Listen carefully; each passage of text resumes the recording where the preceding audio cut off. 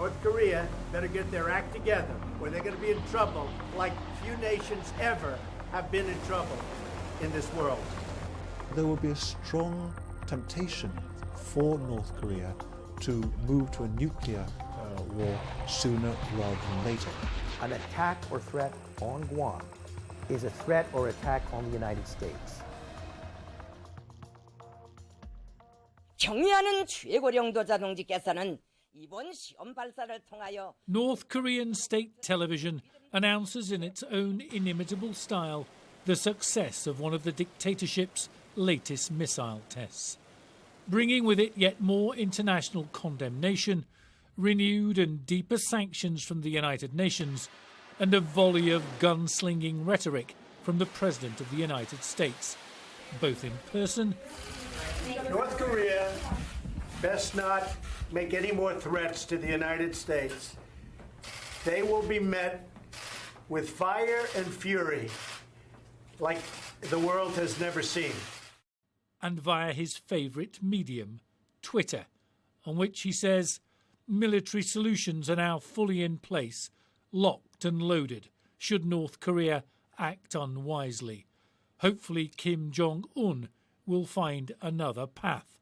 Exclamation mark. But the young despot with the severe haircut and zero tolerance for opposition seems hell-bent on not diverting from his arms race. So what is it that drives a country on its knees to continue threatening the world's richest superpower? He's trying to achieve two things. Firstly, the ultimate deterrence for any US attack on North Korea. The United States has said repeatedly that it is not intending to attack North Korea, but the North Koreans simply don't believe Washington, and they feel the need to defend themselves against the possibility of such an attack. Secondly, there's an element of compellence in what he's doing. The North Koreans believe that if they have nuclear weapons, they can prevent the United States from reinforcing their South Korean allies in the event of a further conflict on the Korean Peninsula. The most specific threat so far from North Korea has been made against the western Pacific island of Guam, or more accurately, the sea off its shores. The island is a US territory and home to more than 160,000 people, and hosts both a naval and air base. Pyongyang said it was prepared to fire 4 missiles close to Guam, a little over 2,000 miles away, which prompted a morale-boosting call from Donald Trump to the island's governor, Eddie Calvo. And we are with you 1,000%. You are safe. We are with you 1,000%. And I wanted to call you and say hello. How are you? Mr. President, as the governor of Guam, representing the people of Guam, and as an American citizen, I have never felt more safe or so confident with you at the helm. North Korea has an array of missiles potentially in its nuclear arsenal, starting with the Pukguksong-2. First test fired in February, it has a range of around 1,200 miles, which would be enough to strike US bases in Japan, but fall short of Guam. The Musadan missile has a range of just over 2,000 miles, putting Guam within range, as well as much of Asia and the Pacific. The regime says it also has a Hwasong-12 missile, with a range of up to 4,500 miles. That would make it capable of reaching Alaska and possibly Hawaii, while the updated Hwasong-14, test-fired last month, can cover close to 6,000 miles, not far short of mainland United States. And then there's the KN-8, which has never been tested, but is claimed to have a range of more than 7,000 miles, capable of hitting large parts of America. Leaving aside hardware, Donald Trump and Kim Jong Un do have some things in common. Neither is known for his subtlety and nuance. Diplomacy is not a strong suit either.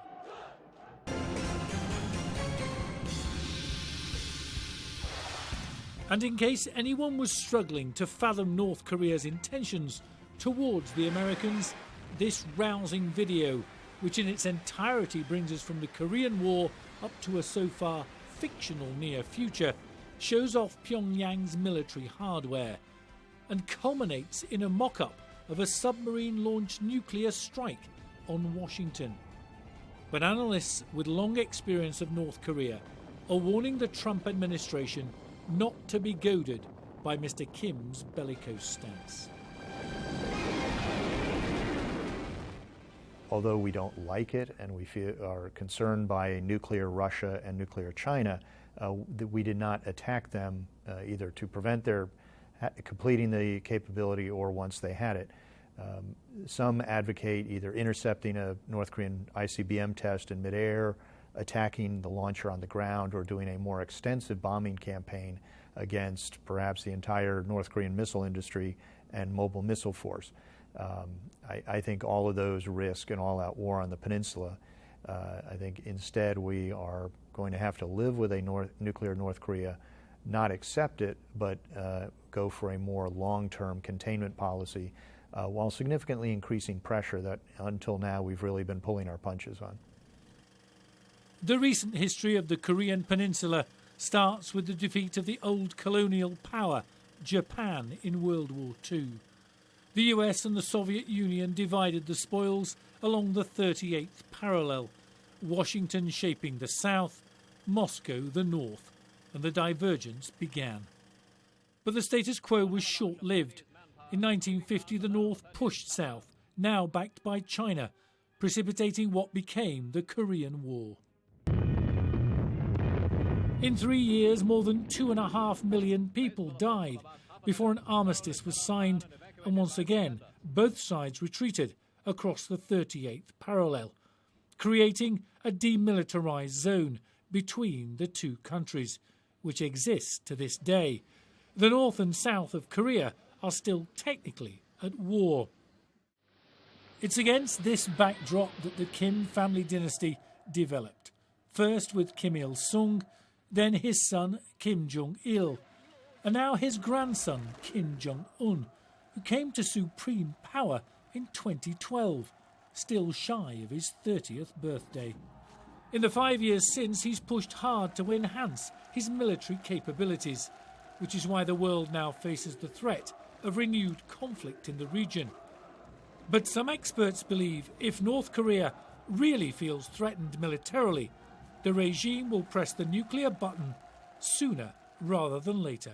North Koreans know very well that if they get drawn into a conventional war, they will lose. The forces ranged against them are much, much more powerful than their own conventional forces, not least because North Korea's conventional forces have been hollowed out. So much money has been spent on the nuclear program that North Korean troops are undertrained, underarmed, often hungry, and morale in the North Korean army is, by all accounts, really not very good. But it's not North Korea's current strike capability the US hierarchy is focused on. The Americans are carrying out live fire exercises with the Japanese and South Koreans this week, which always raises the hackles in the north. America's top soldier is in the region, trying to calm worried allies and slow Pyongyang's nuclear ambitions.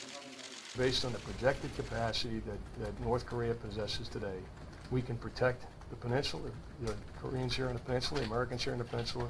We can protect Guam, we can protect Hawaii, we can protect the continental United States. What we are focused on now is continued capability development and where Kim Jong Un may be in the future.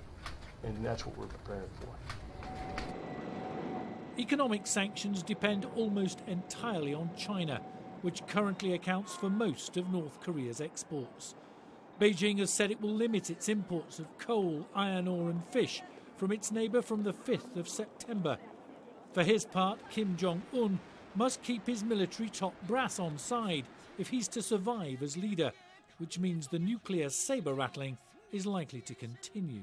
He has to, of course, make sure his people are happy, and that's what we've seen with a lot of economic development going on in North Korea now, big construction projects in the capital city, and that appeals to high officials in the party and civilians, but at the end of the day he also has to remain in power. And if he's going to remain in power, he needs to have those defensive capabilities.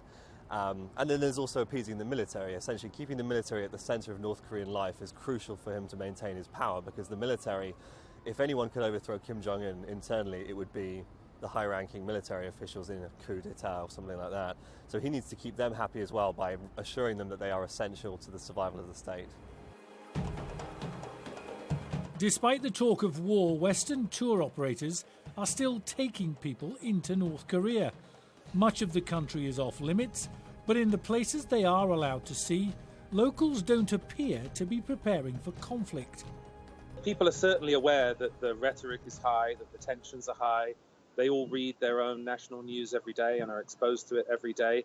And so I would say they're well aware of that. I think maybe people have a concern about it. They don't want military action, of course, but it's not reflected in the way people act or the way people walk around, not at all. And there's no evidence foreigners are being shunned by North Koreans, as their leader continues to antagonise the international community.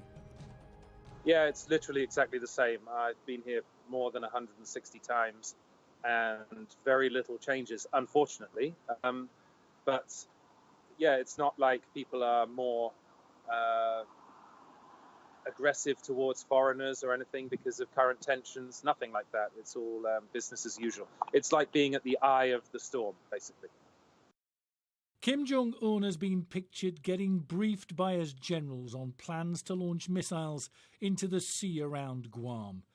But there's no indication the plan will be put into action in the near future. In fact, a former US Deputy Assistant Secretary of State responsible for East Asia and Pacific affairs believes President Trump's rhetoric is currently more dangerous than North Korea's missiles. I think that the risk of escalation of the conflict is relatively low, as it frankly has been for many years. The danger here, though, is that with the increasingly hot rhetoric and actions from both sides, we are increasing those low chances. We are increasing the chances for miscalculation and miscommunication that could result in one side or the other doing something that results in violence, in conflict, in some sort of military strike that then spirals out of control. And so we wait. No one doubts North Korea will continue to flout international law and carry on testing missiles, accompanied by hyperbolic threats against the US. Long-time watchers of the Kim dynasty feel little has changed in Pyongyang's stance. What has changed markedly is the White House response to the challenge, and therein lies the uncertainty.